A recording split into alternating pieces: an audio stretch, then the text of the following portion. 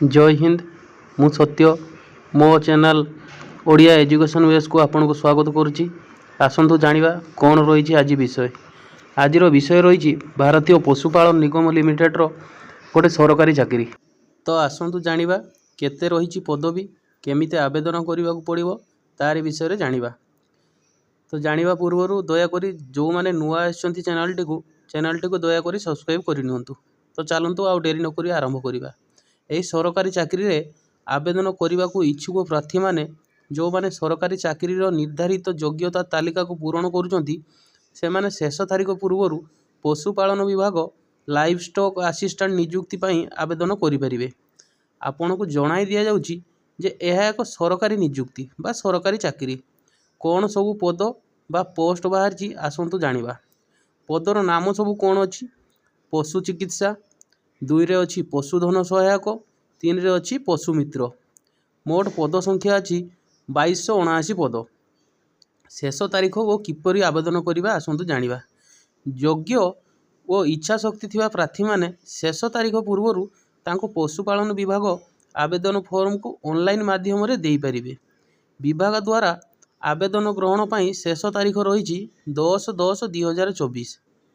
तो आसतु जानिबा किपरि आवेदन करिबा। एक रे प्रथम विभाग वेबसाइट को जातु। तापर मेनू बार को भर्ती किंबा क्यारियर विकल्प को बाछंतु। 3 रे पशुपालन संस्थान भर्ती सूचना खोलंतु और डाउनलोड करंतु। समस्त निर्देश सावधान सह पढ़ंतु और योग्यता संपूर्ण हेले आवेदन फॉर्म रे सठिक तथ्य पूरण करंतु।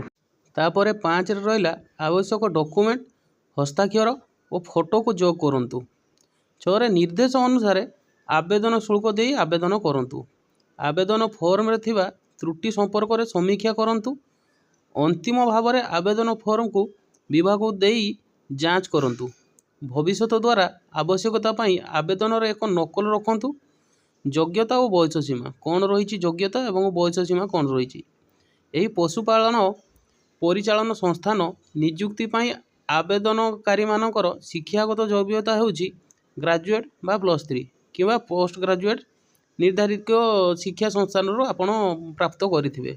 प्रार्थी बयस सीमा रही 25 वर्ष रु 65 वर्ष मध्य 25 वर्ष रु 65 वर्ष मध्य जो मैंने थे और जो मैंने से पाठ पढ़ी थे से आवेदन करेंगे। चयन प्रक्रिया कौन रही और वेतन हार कौन रही आसतु जानिबा। पशुपालन विभाग सरकारी नियुक्ति 2024 पाई सठिक प्रार्थी चयन पाई विभाग द्वारा लिखित परीक्षा, कौशल परीक्षा, डॉक्यूमेंट वेरिफिकेशन किंबा साक्षात्कार आयोजित होबो और से प्रदर्शन आधार रे प्रार्थी चयन होबो। तापर वेतन कौन रही? वेतन आपणकर 25,000 रु आरंभ हो 63,000 पर्यंत रही।